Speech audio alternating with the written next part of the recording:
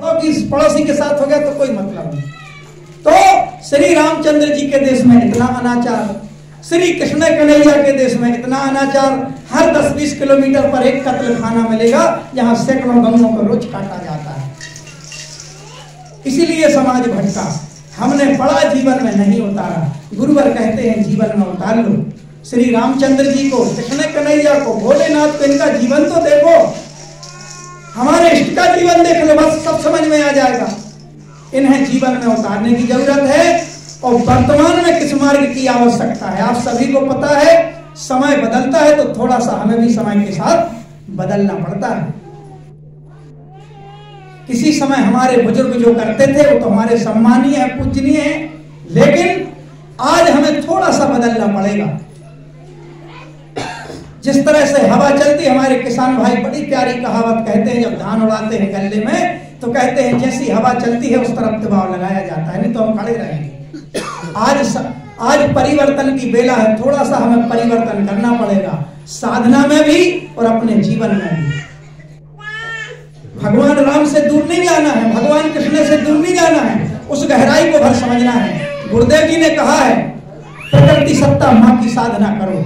इसका बहुत बड़ा कारण है, इतना अपराध त्रेता और द्वापर में नहीं था। द्वापर में कृष्ण कन्हैया, त्रेता में श्री रामचंद्र जी। ये दोनों अवतार बताते हैं, जब त्रेता में रामचंद्र जी थे, द्वापर में कृष्ण कन्हैया थे, जबकि विष्णु भगवान के अवतार हैं, तब तो एक ही है, मूल स्वरूप एक ही है, रूप बदल गया, राम बन गए और वही कृष्ण बन गए, एक 12 कलाओं से और एक 16 कलाओं से परिपूर्ण। तो ये बदलने की जरूरत क्या थी? राम द्वापर युग में काम कर देते या कृष्ण भगवान त्रेता युग में काम कर देते। अलग से अवतार क्यों लिया? प्रभु ने विचार करना इसलिए लिया कि उस युग की विचारधारा दूसरी थी और इस युग की दूसरी थी।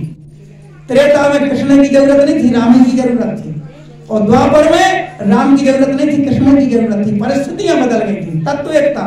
गुरुदेव जी भी कहते हैं कलिकाल है, अब सिर्फ हमें मां की जरूरत है। और इसका बहुत बड़ा सार बताया गुरुवर ने कि मां को पूज लो तो ब्रह्मा विष्णु महेश। हम गाते तो है 40 में ब्रह्मा विष्णु, तो मैंने ध्यान, अब बचा क्या? तो मां की साधना करें, कल युगे शक्ति युगे। और मां की साधना बड़ी सरल है, बड़ी सहज है, पूर्ण फल लेने वाली है। प्रभु राम भी प्रसन्न हो जाएंगे, भोलेनाथ भी प्रसन्न हो जाए, कृष्ण कन्हैया प्रसन्न हो जाएंगे। तो हमें तो सबसे पावन रास्ता बताया। दूसरा और एक अति महत्वपूर्ण, आज व्यक्ति के पास इतना समय नहीं है कि यज्ञ कर सके, हवन कर सके, बड़ी बड़ी साधनाएं कर सके। धंधे पानी वाले, रोजगार, किसान 20-20 घंटे, 10-10 घंटे, कभी कभी 15-15 घंटे, मुश्किल से 2 घंटे की नींद मिलती है। किसान खेत में कार्य करता है, तब मुश्किल से बच्चे हम पाल पाते हैं, इतनी महंगाई का समय है। तब भी गुरुवर ने कहा कि समय के हिसाब से समसामयिक साधना है। एक बार भी श्रद्धा से मां कहो, दुर्गा चालीसा का पाठ कर लो, बनता है तो गुरु चालीसा का पाठ कर लो, कुछ नहीं बनता तो माँ और तो सब कह सकते हैं, बिना पढ़ा व्यक्ति भी कह सकता है, एक बुजुर्ग भी कह सकता है। तो माँ और की साधना करो, भीतर से जब विकार निकलेंगे, क्योंकि बीमारी तुम्हारी कोई नहीं मिटा पाएगा। आज बीमारी उस स्तर तक पहुंच गई है, सिर्फ शरीर की बीमारी नहीं, पूरी मानवता बीमार है। तो मां की साधना हर तरह हमें लाभ देगी, हमारे शरीर में देगी, हमारे परिवार में देगी और हमारे पूरे ब्रह्मांड में देगी। जैसे हमारा घर है, घर में 2 अगरबत्ती लगा दो और 10 लोग सिगरेट पिए तो क्या मतलब निकलेगा? अगरबत्ती की जो सुगंध है वो दब जाएगी, सिगरेट की सुगंध ज्यादा है। ऐसे ही हमारा ब्रह्मांड है। अधर्म इतना हो रहा, अनीति इतने हो रही है, और हम चंद लोग सिर्फ मां कह रहे हैं, तो वातावरण शुद्ध ना होगा। बहुत सारे लोगों को कहना पड़ेगा, बहुत सारे लोगों को उच्चारित करना पड़ेगा। आज यहाँ कहा, कल कहीं और कहेंगे। ये धर्म क्षेत्र का सत्य है। हमारा वायुमंडल अशुद्ध हो चुका है। तो जब जितने लोग बोलते चले, इसीलिए कहते हैं आओ इस अभियान से जुड़ो, तभी सुख शांति समृद्धि घरों में आएगी। सिर्फ एक कारण से नहीं आएगी। धन तो बहुत आ जाता है, फिर भी अशांति है। देख लो घरों में सब कुछ है, फिर भी अशांति है। कहीं कहाँ शांति हो? बच्चे बिगड़ जाते हैं, कभी कभी अच्छा करने के बाद भी बिगड़ जाते हैं। इन सब के कारण है, बालकृष्ण भैया ने बताया भी है। तो उन सबका मूल एक गुरुदेव जी ने उपाय दिया है, माँ की साधना करो, हर तरफ लाभ होगा तुम्हें। घर का वातावरण शुद्ध होगा, हमारा मन मंदिर भी जो कचरा भरा पड़ा वो भी शुद्ध होगा। और जब तुम माँ ओम का उच्चारण करोगे, शंख ध्वनि होगी, तो भले वो तुम्हारा दुश्मन होगा पड़ोसी, धीरे धीरे धीरे उस पर भी तुम्हारी साधना का असर अवश्य होगा, उससे कोई बच नहीं सकता। होता है।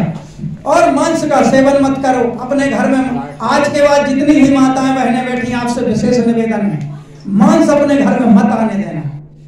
वैसे तो लड़ाई कई घरों में होती है, हमने देखा है पति पत्नी की, पर मांस ना आए इसके कारण भले लड़ाई हो जाए वो मंजूर कर ले, लेकिन मांस मत आने देना, ये आपका कर्तव्य है। मैं हर मंच से बोलता हूँ, पूरे संसार को चलाने वाली मंच पे बैठी और अपने अपने घर को चलाने वाली माँ के सामने बैठी, आपका भी बहुत बड़ा कर्तव्य है। मांस मत आने दो, फिर यहाँ नमन करो, संकल्प ले लो कि हम मांस नहीं पकने देंगे।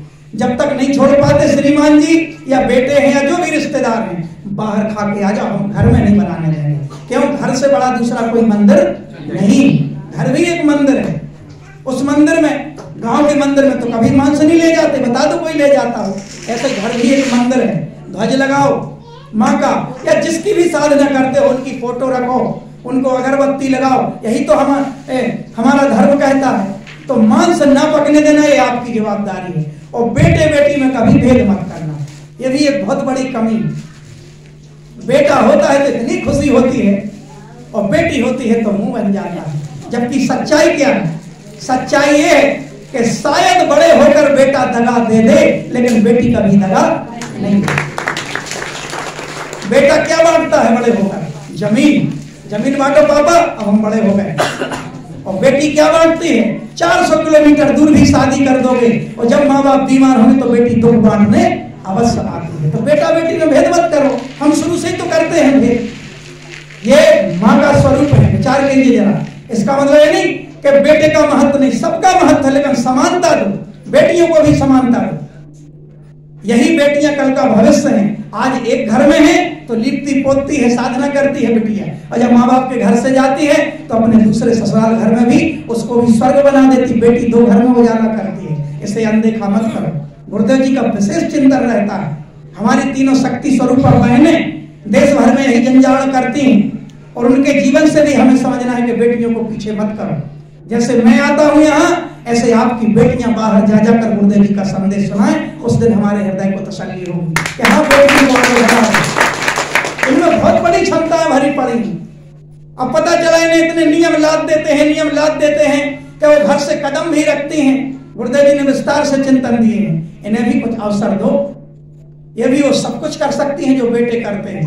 और आज जिनको जितना दबाया जाता है कि अगर बेटी घर से निकलती है तो वो निगाहें नीची करती है, क्योंकि घर में पढ़ा दिया जाता है कि बेटा जमाना खराब है, जमाना खराब है, हर जगह पढ़ाया जाता है। डरते हैं, बड़ी हो गई, अरे बड़ी हो गई से कहो आंखें सामने देख कर जाओ, जो अपराधी होगा वो नजरें नीची करे, हम क्यों नजरें नीची? ये गुरुदेव जी की विचारधारा है।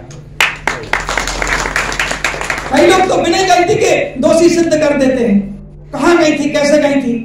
ये नारी शक्ति लक्ष्मीबाई कौन थी बताइएगा? अगर उनके माँ बाप ने उन्हें इतना न सिखाया होता तो अंग्रेजों से लड़ पाती थी?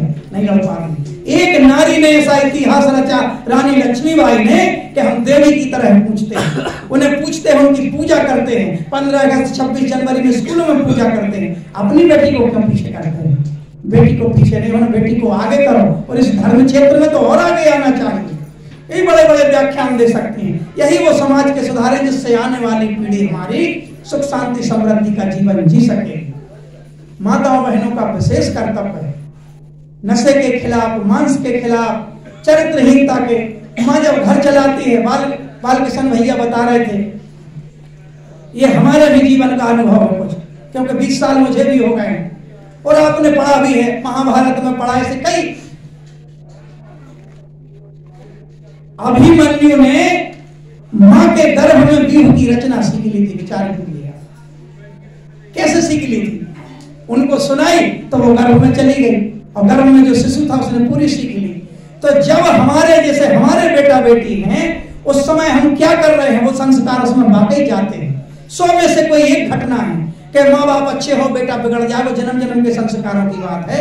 नहीं तो अधिकतर यही परिणाम निकलता है कि अगर माँ बाप धर्म के मार्ग पर चलते हैं, सत साहित्य पढ़ते हैं, घर में शंख ध्वनि होती है, माँ की आरती होती है, और जब उनकी संतान होती है तो वह पूरी धर्म का आचरण करने वाली होती है, नहीं तो बच्चे भटकते हैं। इसलिए विशेष तौर से माताओं बहनों का यहाँ भी कर्तव्य होता है।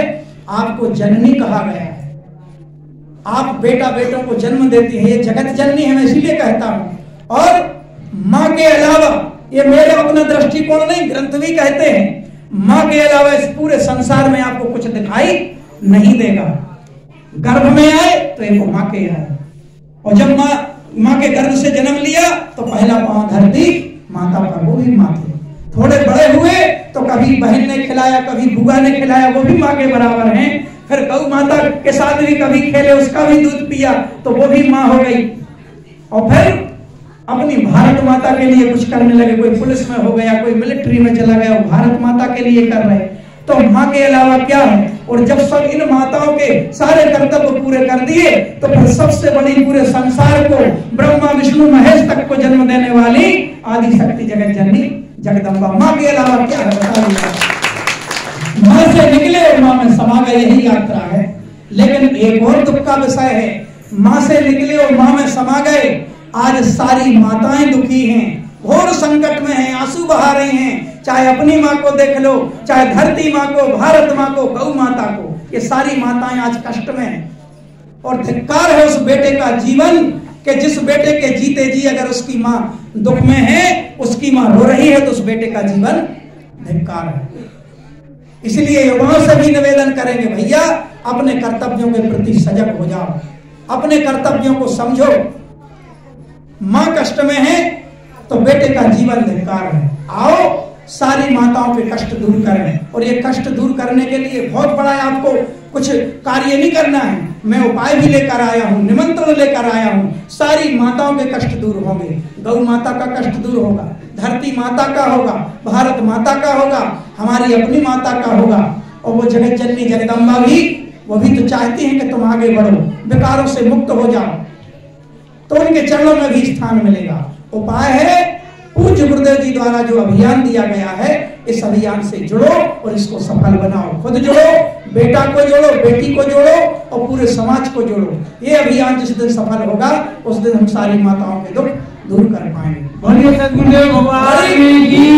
बड़ी विचित्र स्थिति है समाज की। अपनी वाणी को मैं विराम दूंगा, बस 2 मिनट की मेरी और बात है। जो संस्कारों की बात है, बेटा बेटी जिनसे मैं गौ माता की चर्चा कर रहा हूं, भारत माता की, और बेटा बेटी बड़े होकर अपनी माता को रुला डालते हैं, तो फिर गौ माता की क्या चर्चा करें। एक घटना है, याद आ गई मुझे। 2 बेटे थे, बिटिया की शादी हो गई थी, बड़े हुए बेटे, उनकी शादी हुई तो पत्नी आए, तो पत्नी में खो गए, माँ बाप को भूल गए, माँ बाप बोझ लगने लगे। तो दोनों भाई बैठे, बोले एक काम करो, माँ बाप का बंटवारा कर लो, 15 दिन तुम खिलाना, 15 दिन हम खिलाएंगे। माँ बाप, इतनी टेंशन माँ बाप की होती है, ये भूल जाते हैं। वो बेटी भी जो बहू बनकर आती, वो भी भूल जाती कि हमारे भी माँ बाप हैं, हमारा क्या कर्तव्य बनता है इस घर में। और फिर देवी देवताओं को अगरबत्ती लगाएंगे, और माँ बाप तो रो रहे हैं, तो अगरबत्ती तुम्हारी देवी देवता स्वीकार नहीं करते, कर्तव्य निभाओ। 15 दिन उनने बांट लिया, 15 दिन एक भाई ने बांट लिया, दोनों भाई प्रसन्न के चलो 15 दिन तुम खिलाओ, 15 दिन तो छुट्टी मिली जब तुम्हारे पास रहेंगे। अब समस्या हुई, महीना 31 का था, 15 दिन इनके पूरे हो गए, 15 दिन इनके पूरे हो गए, 31 का महीना था, माँ बाप भूखे ही बैठे रहते, बोले हमारे चुप गए 15 दिन, हमारे चुप गए। ये संस्कार, ये संतान के संस्कार है। ये इसीलिए है, पढ़ा जीवन में नहीं उतारा। तो निवेदन है और हमारा मानना है, और ये वचन भी है, भगवती मानव कल्याण संगठन से जुड़कर देखो अपने बेटे बेटियों को। 100 में से 1 की हम चर्चा नहीं करते, लेकिन 99% बेटे अपने माँ बाप के प्रति, अपनी गौ माता के प्रति, अपनी धरती माता के प्रति 100% कर्तव्य निभाएंगे। शिक्षा गुरुदेव जी की यही, शिक्षा गुरुदेव जी यही देते हैं कि कर्तव्यों से विमुख रहोगे तो कुछ मिलने वाला नहीं। फिर सभी देवी देवता प्रसन्न होंगे। आज सभी माताओं ने, बहनों ने भी, हमारी बेटियों ने भी ध्यान से सुना। कुछ भी बातें अगर काम की लगी हो तो इन्हें आत्मसात अवश्य कर लेना। और एक बार फिर पूज्य सदगुरुदेव श्री शक्ति पुत्र जी महाराज के चरणों में निवेदन करते हैं, जगत जननी जगदम्बे माँ के चरणों में निवेदन करते हैं कि माँ हम नहीं जानते इनमें से किसी माता का, किसी बहन का, बेटी का क्या दुख है जीवन में, हमें नहीं पता, लेकिन माँ आपको सब पता है। आप मन की, सबके मन की जानते। तो जिस माता का, जिस बहन का, जिस बेटी का, जिस भाई का जो भी दुख हो, हम मन कर्म वचन से गुरुवर के चरणों में निवेदन करते हैं कि गुरुवर जब वो आपके चरणों में प्रणाम करें, यहाँ से शक्ति जल दें, तब आप इतनी कृपा अवश्य करना कि उन्हें अपने दुख से मुक्ति मिल सके। यही हम आप सबके लिए कामना करते हैं। इसी भावना के साथ आप सभी को ढेर सारी शुभकामनाएं।